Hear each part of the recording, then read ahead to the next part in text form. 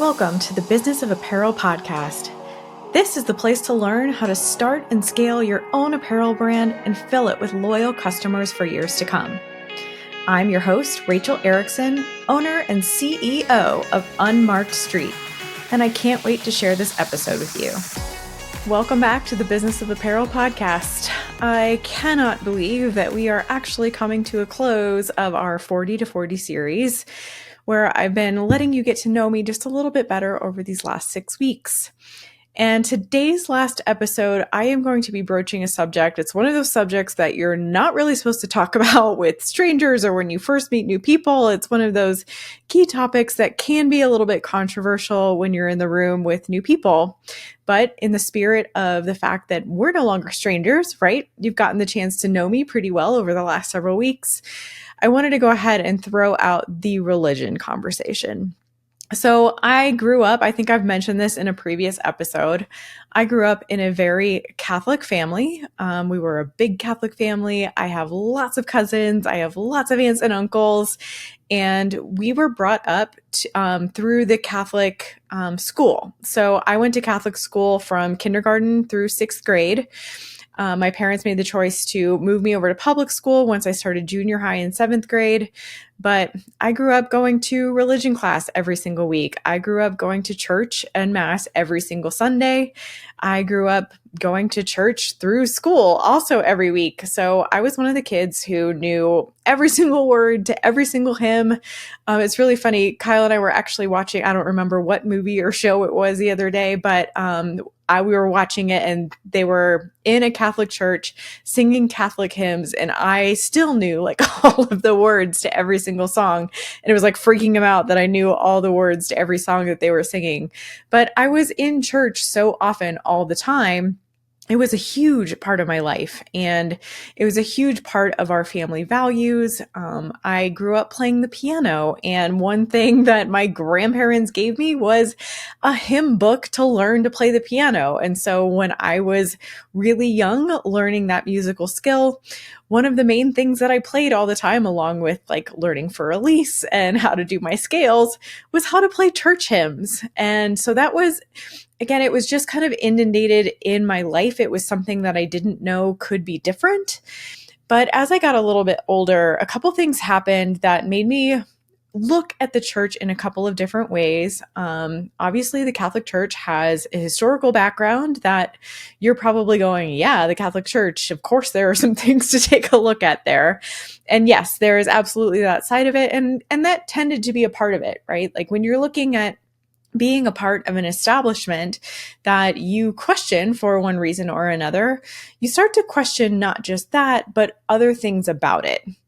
And that kind of coincided with my confirmation. So if you're unfamiliar in the Catholic Church, we have what we call like different sacraments. And so baptism is one of your sacraments. You're baptized as a baby or as an infant usually. Your first communion is another sacrament that you kind of take and get. And that happens, I don't know if it still happens, but it happened to me in 2nd grade. So that's the first time you get to go up and take communion from the priest during Mass. It's kind of a whole ceremony, and we wear these white dresses acting like we're brides. I don't know. It was very weird. I actually even wore a veil. There are all of these very weird pictures of me in this white dress with a veil in 2nd grade. But anyway, I digress. So that's one of them. Marriage is a sacrament that we believe in the Catholic Church. And another one that is really important because it's signaling to the church that you are making the choice to be a part of it as you become an adult is confirmation. And I think today confirmation is done at a really young age, which I would actually argue with. I actually think what I went through at my older age was, even though it resulted in what the church doesn't want, it was the right thing. So as I got a little bit older, I think we were supposed to get confirmed in 8th grade. I think that's correct. Again, I don't remember all of the different things, and probably different dioceses are different. But because of my volleyball schedule, I was playing sports all the time. I was playing volleyball year round. I was playing JO volleyball, and my schedule didn't really allow me to be confirmed until I was a junior in high school.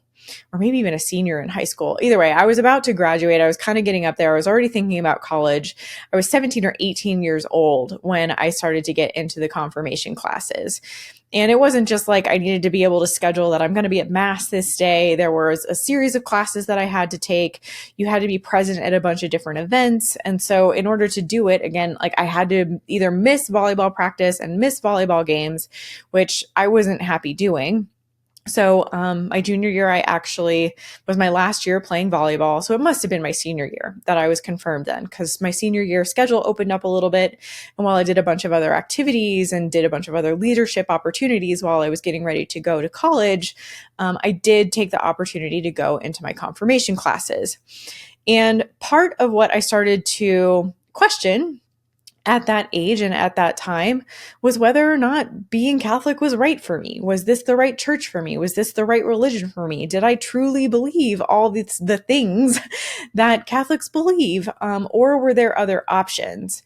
And I believe that as you go into the confirmation process, it would be much better served to all of the young adults who do it to do it at an age like that, where they can absolutely have a logical mind and a questioning mind and some sort of thought-provoking way of thinking. Okay.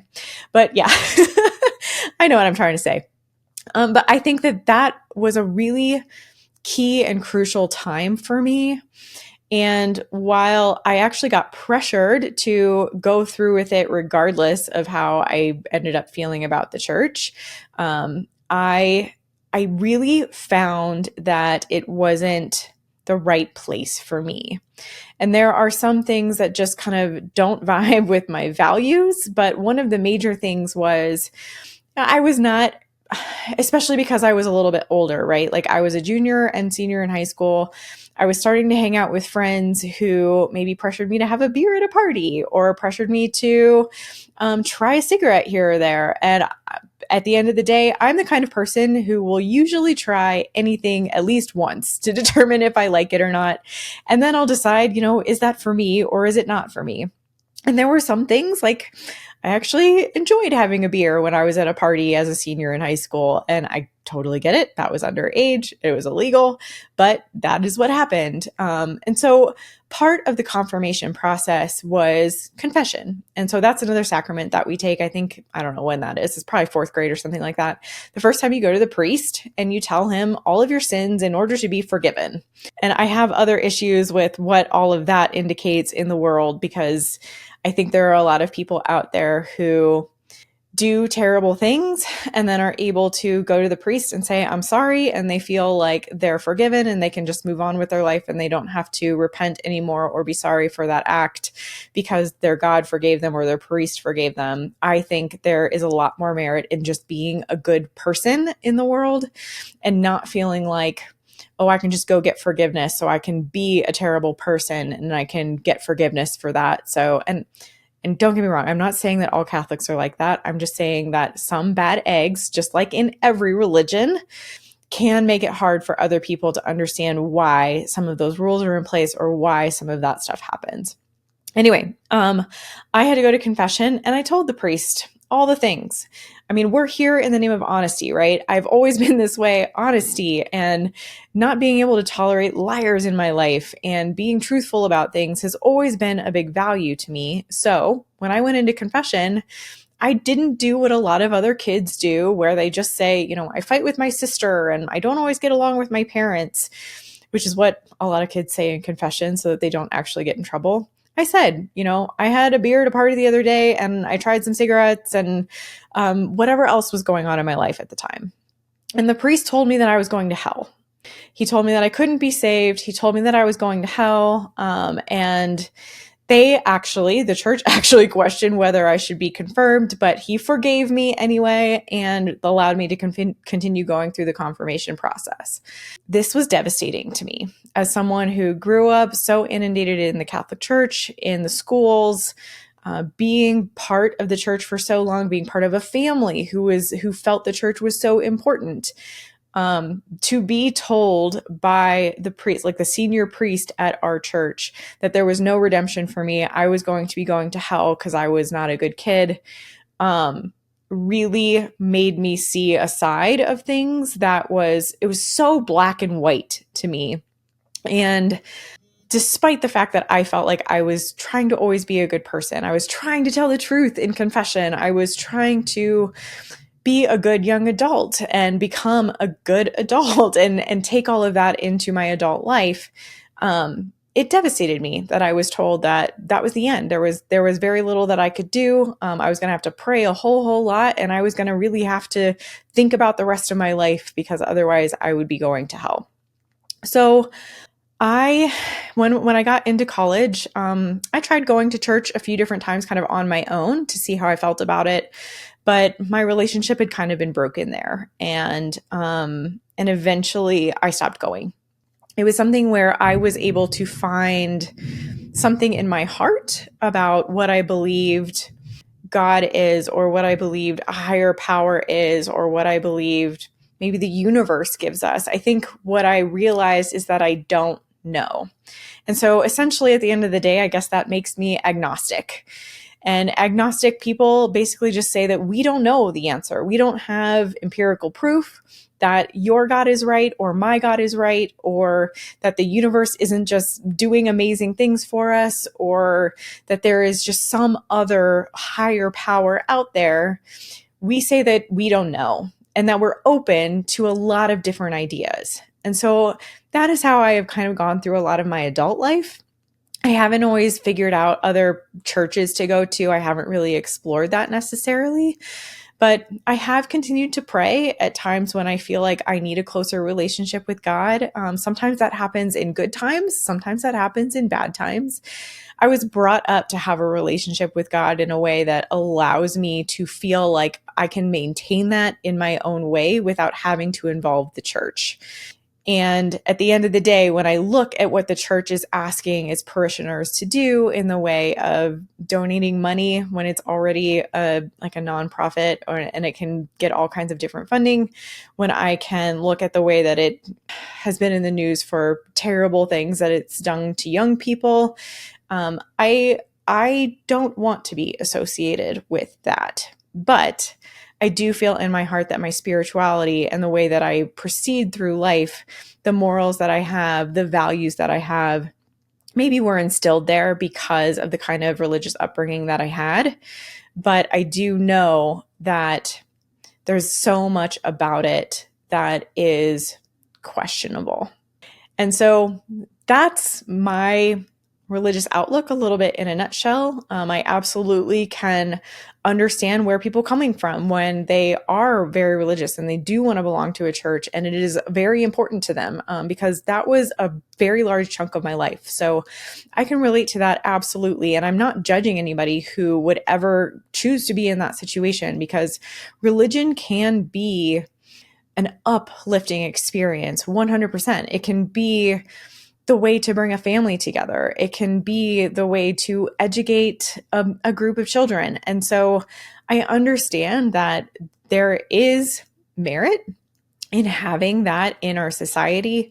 But for me personally, I have just landed in this place where I would prefer to say that I don't know what the 100% empirical answer is to this question. So that also allows me to say, I'm not going to judge you for what your choices are, because I don't know. Maybe you are right. Maybe the Muslim religion is right. Maybe the Buddhist religion is right. Maybe Hinduism is right. Maybe Catholicism is right. Maybe there's some other absolutely totally different thing that we don't know because we don't know. And so what that allows me to do is open my heart a little bit more toward other people and not see religion as a differentiator between any of us, because at the end of the day, we're all trying to do the best with what we think we do know or what we have been brought up to know. I would say, if I didn't have that experience during my confirmation and I didn't get a little bit broken from the church, who knows? I could absolutely be still a huge part of the Catholic Church and still really big into that. So there is nothing saying that my upbringing couldn't have led me down that path too. So there is a huge understanding for that in me, but I ended up taking a slightly different path there. And so that's where I am on that. I wanted to kind of give you that insight into me because that has been a big part of my life. I will say, I love God in my own way. I have my own brand of spirituality. I can be like a crass person, though. I can be really explicit. This is an explicit podcast. Oh, there's some thunder. I do like to swear every once in a while. A good F-bomb, really timed at the right time, can be really impactful. I absolutely believe that. So there is definitely a lot that I incorporate into my life that just feels right to me. And that is how I really believe we are meant to live our lives. Like, we're meant to feel good in our own skin. We're meant to be proud of our own selves. I hear so many other people say, I want this person to be proud of me, or I want my kids to be proud of me, or I want my parents to be proud of me. And I think if you are proud of yourself and you feel like you are being a good person and you are being kind to others and you are being understanding and non-judgmental, then that need for pride from other people falls away a little bit because you already have that in your life in the greatest way. So if this episode was helpful to you anyway, I ask that you share it with somebody who maybe could use this conversation or who could benefit from it. I would love to hear your reviews. What did you think about this 40 to 40 series? Was this way too much information about me? Did you learn way too much? Would you have preferred me to just continue talking about apparel or cycling or anything like that? That would have been fine. So if you have any thoughts on it, we'd love to hear it. And we would also love for you to leave any reviews for us. It means the world that you are listening. So thank you. Next week, we have some big new branding announcements coming out as we transition Unmarked Street and the business apparel into a new era.